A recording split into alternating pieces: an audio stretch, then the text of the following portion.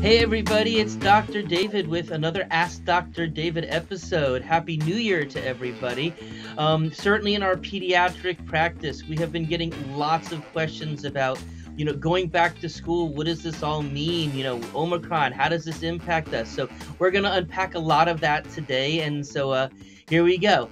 So question number one being posed is just overall, where are we with COVID/Omicron globally and in the United States? So kind of let's take this from the bigger picture on down. So I have been listening and paying much attention to the global picture here. And as you've probably known, that we first started seeing Omicron coming out of South Africa, the southern part of Africa, and then things exploded out of there. And then it went throughout, and it's been going throughout the world. And so one of the first things that has been very, very clear out of the South African data is that while it's spiked like crazy, the biggest spike that there's been with any of the variants, and so the sheer number of case numbers have been exploding, what is not being seen is not seeing a lot of like increases in hospitalizations. I mean, some going up, but certainly not to the in concordance with the proportion of the cases going up. And furthermore, people not being in the ICU, people not being ventilated. Now, also a couple weeks later, so that had started back in like mid to end of November. So then by early part of December, the exact same thing started being seen in the United Kingdom and other places in Europe. And now, of course, 3 weeks after that, now we're starting to really see the spike here. And certainly as we get through the rest of January, this is when the really big numbers are going to be seen. Now, one of the really interesting things about all of this, though, is that in South Africa and Africa, most cases are happening in people who have previously been immune from the wild disease, because there's not a lot of vaccination that's been happening in South Africa and Africa as a whole. But yet in England and the United Kingdom, it's kind of the opposite. High levels of vaccination happening there, and the same pattern is being seen. So whether a person has had the immunity from one form or the other, the wild virus or the vaccine, there seems to be the similar pattern happening. So of course in America, where there are more people who have had wild disease and more people who have been vaccinated, if not boosted, should we expect to see the same pattern coming up? Granted, in America, we tend to do things a little different, so we will have to see. But I think that there's some pretty good premonition going on here now in terms of how things are going to look over the course of the next few weeks. Question number two, how is COVID-19 now impacting children? Okay, so coming back to the very beginning, we always had heard kids are handling this better, okay? Now, there are a few reasons for that, and we'll get into that in a second. But at the same time, I first want to point out that, yes, we are hearing hospitalizations are up these past few weeks. It is not clear, first of all, that that was all from Omicron. And it probably was a lot from, because you remember, people tend to get sick a week or two afterwards in terms of real hospitalizations, or at least for sometimes. And so I think that some of those numbers that we've been seeing are still dragging out from what we were seeing with Delta. And of course, as we would expect, and as we saw last year, people got together on Thanksgiving. People got together over the holidays. People flew in from out of town, drove in from out of town. And so we were less community-based and much more exposure-based to other people. And of course, why would we not expect to see that? Just like that pattern's going to happen. So that's very normal. But there's been really no evidence that there's not the more severe cases, and I think that's the really important thing here, because that's what we want. Let's face it. If COVID had started off with just like cold and flu-like symptoms, but not go to a point where 4.5 million people were dying in the world, which is what we've seen so far. More than 750,000 in America, well, obviously we wouldn't have been in this state in the first place. But of course, back in the early part of 2020, when we started seeing not just people getting colds and flus, but people were dying. This was a really serious, people being hospitalized and ventilators. So of course, very drastic actions took place, because we had no idea whatsoever what was actually going to be in front of us. Nobody could predict it. If anybody said at that point that they could predict it, they were just making something up, because nobody could have really predicted any of this stuff. And that's why I do have a lot of grace on our health officials in our country and the governments, because they tried to do the best that they can. I don't think anybody wanted to be in a lockdown situation, but they kind of did. I don't think anybody was saying, hey, I think we need to insist on everybody getting a vaccine, but also we realize why some of those mandates, which again, I have my own thoughts about them, but I understand why governments were trying to put them into place. Um, so why is it though that kids are not being, again, still not being impacted, although we are seeing some impact? Number one, children, especially the younger that they are, have natural immunity. It's called innate immunity. And because when you're younger, the immune system is not mature, so it's much more apt at finding any kind of foreign substance and mounting an attack against it. And this is something that as we mature, as we get older, that our immune systems become more refined. And so that's going to lead to more specific of fighting off infections, but the overall, just the more general types of cells that are involved in this general fighting off infection, they're much higher when we are children. And so that's probably part of this. Um, Also, we probably are seeing some level of protection by antibodies and B and T cell memory cells, because kids get coronaviruses as the cold. We know that most common colds are coronaviruses. I, as a pediatrician, and I'm around sick kids, have been for the last 25 years every day.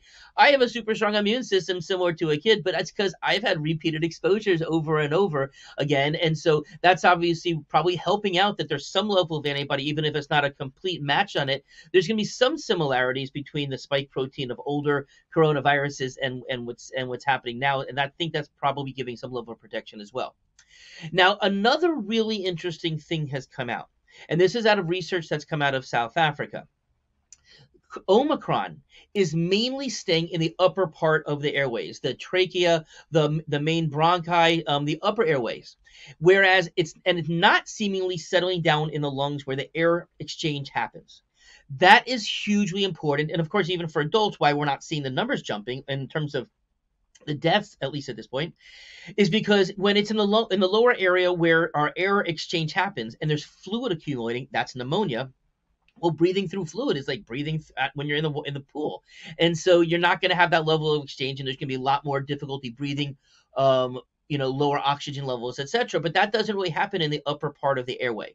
So that may be something that's very advantageous to us, is if the virus is staying more in the upper airway. Now, of course, when it does that, there's more when you speak, yell, sing, whatever. If the virus is mainly here, more of it's going to come out as opposed to if it's deep down in the lungs. But also, more coughing. So a person who gets that hacky bronchitis type of cough, the bronchi being inflamed, then of course we're going to be putting out more out there. And that is probably also the reason why this is so much more contagious. Huge viral loads. Very fast onset of action in terms of when you get sick from when you get exposed to when you get sick. So, not as much contact tracing can happen when when everybody's getting sick really fast. And of course, we're also seeing that the system is overwhelmed, that people can't get testing done. And so that's, of course, part of the challenge as well. But of course, whether a kid, just like an adult, has immunity already, whether it's from wild disease or from a past vaccine, of course, or again, previous coronaviruses that are not COVID-19. Again, all of those things are helping our immune systems develop and maintain memory. So that way, when we get exposed to these things, then that's going to really make a big difference. Okay, next question. How do you see COVID-19 playing out? Okay, so I try to use more than a crystal ball when I make these type of predictions. I'm looking at data. I'm following trends. If you hang out with me a while, you always hear me talk about following the trend. How are things looking? Patterns are incredibly helpful when trying to bring advice to people, etc. So first of all, more than likely, unless you're living in a plastic bubble, in the next month or so, we're probably all going to get exposed to Omicron. Okay, and of course, part of the thing that we're trying to figure out is who's going to be asymptomatic, mild infection, more severe. And it would certainly make sense to me that the people who have zero antibodies from any previous exposure to the virus or to the vaccine or other coronaviruses, that's the person who's going to still be more susceptible. So while we are hearing very strong reports about how this is being much more mild for most people, there are still people being hospitalized. There have been some deaths. Thank goodness that the numbers are much lower, but it can still happen. And so just because we're now seeing, oh, this is Omicron, we are completely scot-free, we're ready to go and handle this. Well, I don't know that everybody is so. And of course, people who are immunocompromised, we have children who are cancer patients. We have children who have immunodeficiencies. And so, of course, they would potentially be more susceptible to something more severe. In addition, of course, what's going to happen as our kids are back in school this week, this month, kids congregate. Whether they're hanging out in the hallways, whether they're hanging out in their classrooms, they're hanging out after school, clubs, activities, and of course, the more congregation that happens, then the more exposure that's going to happen, right? So that's one of the things that we also want to really be focusing on is how do we avoid everybody getting sick all at once if we're all going to get exposed in a relatively quick period of time. Now, if you recall back at the beginning, if there's a term that we haven't heard much about, that people were talking about bending the curve. And a lot of this had to do with how do we keep the caseload low enough that hospitals, healthcare practices, etc., do not get overwhelmed. Okay, we're hearing that hospitals are not able to staff. We're hearing that the pharmacies, our local Walgreens, their pharmacy, they've been closing early. They haven't been able to even staff it some of the days. People aren't able to get their prescriptions. I've heard people had to postpone their vaccines because there's just the workforce is being depleted. So if every single one of us gets sick in the next week, we're going to have some problems. Are we going to be able to keep people working in grocery stores? Are people, in the gig economy, people who are doing Uber and those and restaurant delivery and grocery delivery, are they going to be not able to work also? And that to me is the biggest issue that we're going to have right now. But of course, what if the teachers are getting sick? Right. And the other staff at the school, administration. I mean, there's going to come a point where, we can't just send our kids to school if there's no teachers there. So again, hopefully by the mitigating measures that we've talked about, I know we've beat a dead horse and like to talk about things like masks and hand washing and don't go to school if you're sick. If somebody in the household has been sick, I would assume that it's Omicron at this point. It isn't necessarily, but of course testing can help. But I would also assume that anybody in the house, a sibling, if a child, if a parent's sick, I'm assuming at this point that everybody is going to get COVID and getting Omicron. That's what I'm seeing in the practice when I'm talking to families. Prior variants, I would frequently hear about. It's interesting. Somebody in the house got sick, but other people did not. I'm anticipating what I'm hearing so far is that's not what's going to happen here. It's going to kind of be an all for one and one for all type of thing. So that's something to look forward to if it hasn't happened to you already. So also just in terms of where is this going to go? Okay, now you've probably heard that there's little whispers or more than whispers. Is what is going to happen? Is this going to turn from a pandemic to an endemic situation where there's enough herd immunity, or I've heard the term community immunity. I think that's a really nice term to go, besides the fact that it kind of sounds the nice ring to it, community immunity. It really is a really wonderful because, yes, the herd is part of our group, but this isn't even just part of our group and our family and our friends. This is obviously our community at large. And if this is so much more contagious, is going through supermarkets and other types of stores or other types of more closed environments, is that going to be more of a problem in terms of the contagiousness and the spread? And of course it probably is. So, but when we get through this wave over the course of the next few weeks, and there's a high level of exposure to everybody, and people now have new antibodies, that's very, very helpful. And so then again, the next question would be like, what happens with future variants? Now, there's no way on earth anybody is going to be able to predict that. But we are seeing some really interesting things happening with Omicron. Okay. Now, certainly I would expect that a person who gets Omicron, although this hasn't been studied because it hasn't been out long enough, is probably going to be immune from Omicron. That kind of makes sense.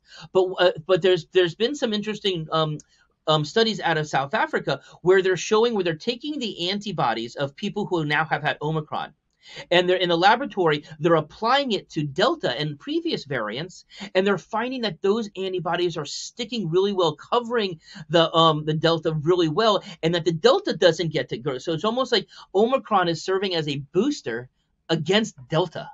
Now, I don't know if anybody would have predicted that so far, and we need more data, but that's a phenomenal thing. And of course, that would be very helpful because, if you look how it went from the original strain down through alpha, beta, delta, there was similarities in mutations. When Omicron happened, that's very close to what happened with the very first coronavirus, but it seems to be going down a different genetic track. So if this genetic track is able to blot out these because of just sheer numbers, because it's more contagious, etc., but also it's able to protect about what's happening from those alpha, beta, deltas, then that's obviously really good for what our long-term handling is going to be. Now, of course, am I going to be silly enough to say, oh, we definitely won't have another end of summer situation. No, I won't. But do I firmly expect that we're going to see a springtime like we saw last time, where there was a little, where there was a much lower numbers here? Yes, but I think that there is a really good chance that this is going to hold, and I think that there's a really good chance that Omicron is going to stick around for a while, because it seems as if other variants don't have a chance to grow, Omicron is going to be the main one. Yes, there was a new variant that was just talked about in France. Hasn't really been taking off. It's not even considered any of concern at this point. We'll keep an eye on it. But I mean, the best situation here is that if everybody does get exposed to Omicron, gives us immunity, and then we move into more of a situation where it's like the flu. People can still get sick in future years. People may still die, just like some people die from influenza, but the systems are not overwhelmed. And that's really, from a society perspective, what we need. Okay. How can we minimize the impact of COVID? So now, if you've hung out with me, you've been a fan of this channel, checking us out, you've heard me talk about our holistic guidance and what it is that we seem to be doing differently than what's happening out there in much of the rest of the world. Now, both children, because of course that's what we see, but we do see adults as well. Throughout the entire pandemic so far, we've only had one person hospitalized that I'm aware of in the entire practice. Few people have gone to hospitals, nobody's been ventilated in people in our practice. And I really think it's because our families, our children, have been doing these types of protocols and keeping them healthy. Okay, so shocker. People who eat healthier and keep care of themselves, that they're going to have a healthier immune system. And that's wonderful. And, with our children, especially, even the young children who are breastfeeding, obviously they're not school age yet, but how important it is to be breastfeeding for our youngest of children.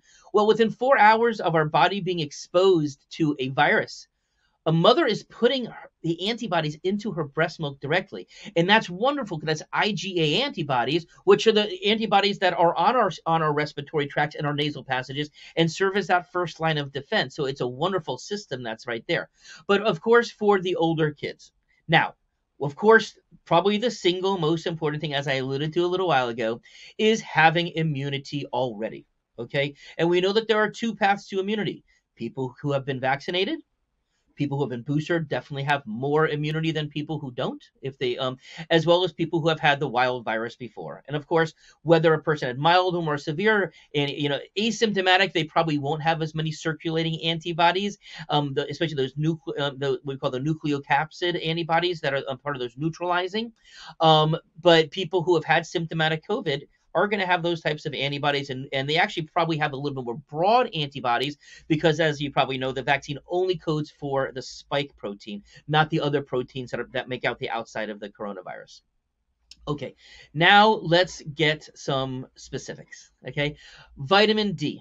Vitamin D and zinc, we've talked about it I'm not going to say ad nauseum, because I'm not nauseous of talking about it yet, but certainly so key.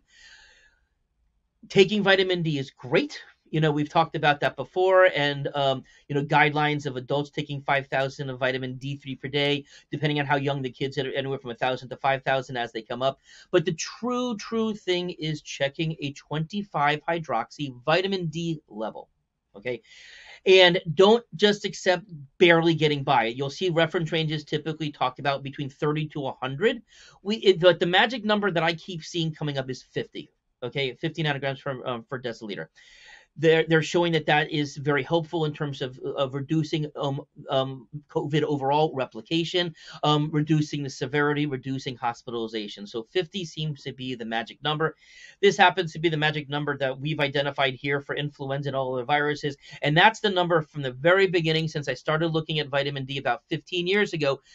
A level of 50 for 25 hydroxy vitamin D has always been the thing that we've aimed for, not 30. Okay, people who have other autoimmune and other immunodeficiencies, we push it up to higher to 60, 70. But for the general population, I would strongly aim for 50.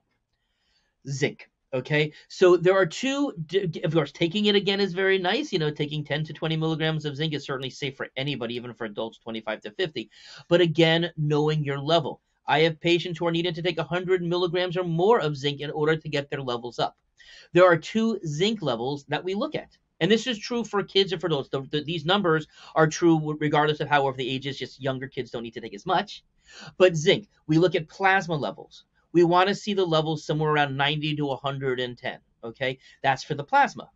But for red blood cells, plasma is great. It's what's floating around. But what's getting into the cells is also super important, because good intracellular zinc levels have been shown in some studies to actually not allow the virus to grow at all, or to massively slow it down. So there's a red blood cell level that we tried to obtain, which is between 10 to 12 milligrams per liter. That's kind of the way you'll see it seen. You may, for some laboratories, you'll see it that number actually multiplied by 100. And so if you see it listed as 100, I'm sorry, as 1,000 or 1,100, but it says red blood cell, it's still the same thing. It's just it's not being listed in micrograms per liter at that point. Okay.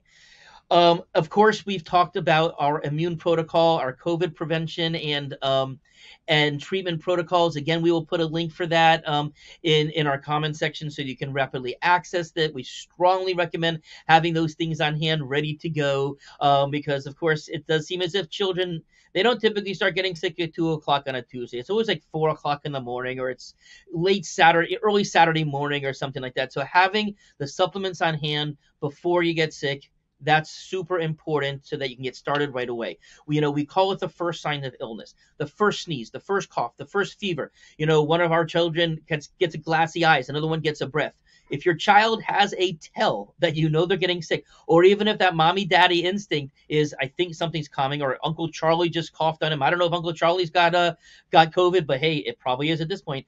If you ask yourself the question, should we start this protocol with the high dose vitamin A and the high dose vitamin C, the zinc, the arabinogalactam, which is also found in both echinacea as well as the western larch tree bark. How they figure this out, I got no idea, but it's the highest level is this arabinogalactam, which boosts white blood cell production. That's a very helpful thing as well. So following that protocol. Now, lifestyle, exercise. Okay.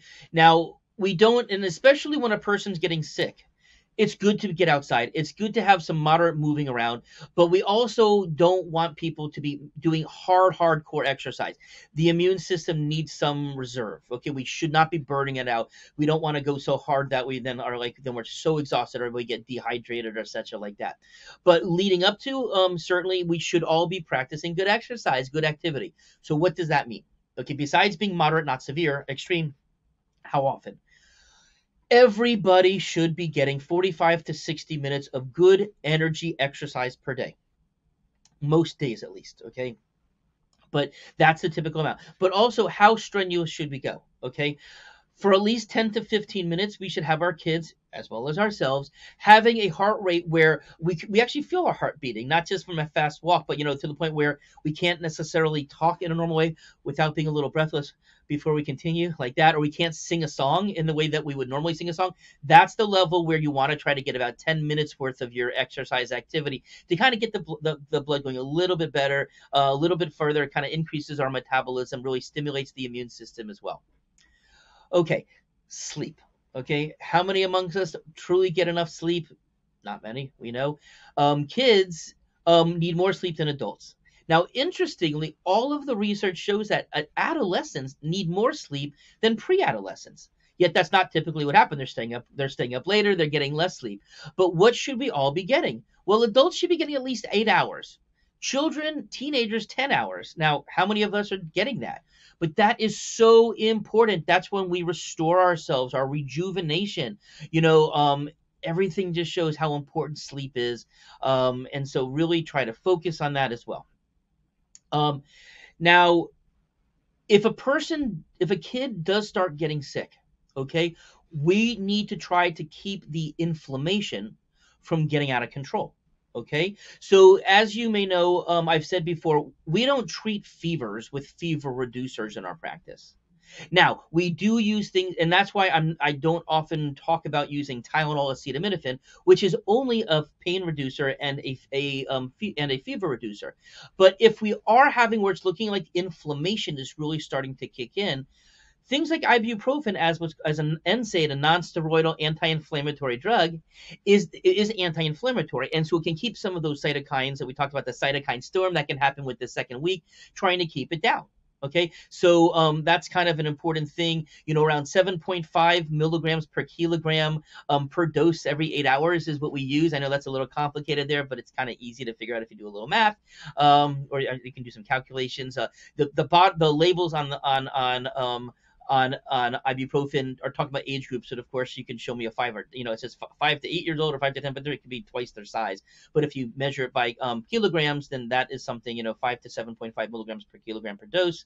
That is kind of the anti-inflammatory dose. The lower doses are kind of more the pain and the fever dose. You don't want to do it for more than a few days. Of course, if people have upset stomachs, then that can be rough as well. But a few days, almost anybody can handle that. Also, natural anti-inflammatories, and of course, that's where our wheelhouse is at. Curcumin. Curcumin has become one of my absolute favorite treatments. Now, curcumin, which is found in turmeric and Indian spice, Ayurvedic herb, thousands and thousands of years of people using curcumin. Now, you can't just get some regular curcumin or turmeric. It has to be a form that's turned on already. In our practice, we mostly use a product called Enhansa. I've had great personal success with this. You can find it online. We have it in our web store, but I want you to know about it. And there are other activated forms, but if you're using a product that does not say it's pre-activated, not much is going to do a job in terms of getting inside the body and getting to the site where it can keep the inflammation down. Omega-3 fatty acids. Okay. Now, most people, when they take a fish oil pill, if they're taking one, or a kid taking a gummy or, a liquid, it's fine for them to be taking 50 to 100 milligrams per day, just if they're not eating fish, for our brain development and our cardiovascular development, etc. We know the importance for women to be taking it when they're nursing. But an anti-inflammatory dose is going to be higher. So like for a young child, somewhere in 1,500 to 2,000 milligrams of combined EPA, DHA for those few days are important. For adults, 3,000 to 4,000 milligrams of combined EPA to DHA is a much more appropriate type of dose for anti-inflammatory purposes.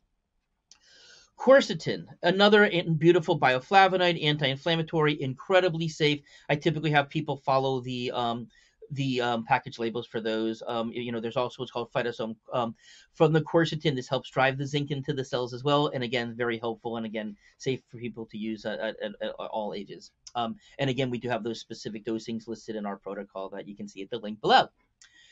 Okay, now also I do want to point out, because of course our world is not just going to be seeing coronaviruses. Our kids are not going to get exposed to coronaviruses.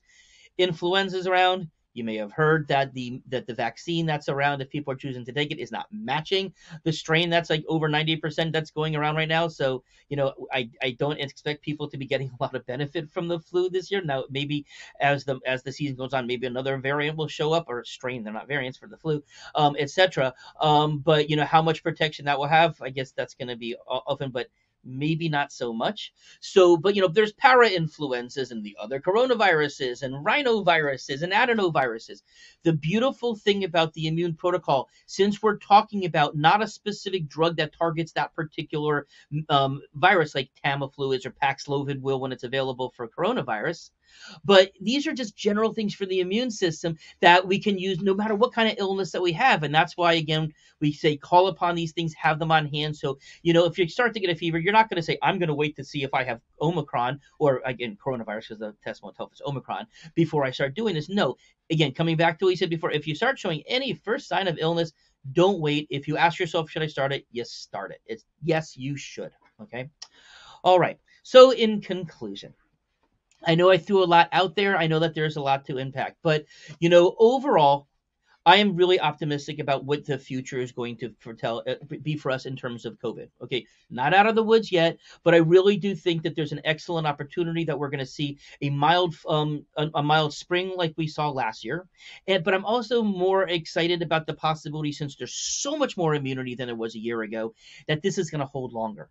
And if other variants come along, that it's going to be more of that seasonal cold flu type of thing. And obviously, that's the ultimate goal. We heard it from the very beginning that it would take a few years, but eventually that SARS-CoV-2 would turn into just a regular coronavirus. For all we know, the ones that are getting people sick with just regular colds that kids always get, maybe that started off as a really bad infection for when it first came around, but hundreds of years ago, obviously, we didn't have social media to talk about it. We didn't have regular media to talk about it either. We also didn't have testing to know what's going on, and people certainly weren't as congregated together so that they would see the rapid spread. But who knows? Maybe this is just part of the thing that happens throughout as civilizations move on. And of course, does that mean likelihood that another one will pop up at some point? We certainly can't rule that either. But thank you for spending time with us. Please subscribe. Please share this video with others. We're just about to hit 600, hopefully by now, and you click on that. If you haven't subscribed already, maybe you could be the person who hits subscription number 600. We're really trying to get those numbers up, but more importantly, we want the numbers to get up because YouTube can then, we're found easier, so people who are looking for this type of information will find it. But really, we want to share this information with the world. We think that we're onto something here. We've seen such different outcomes, so please share it as well as our other social media as well. And I hope that you guys have a great day and that we'll make through this. And we're going to get through it together. We will. This is what our holistic community does. Have a great day.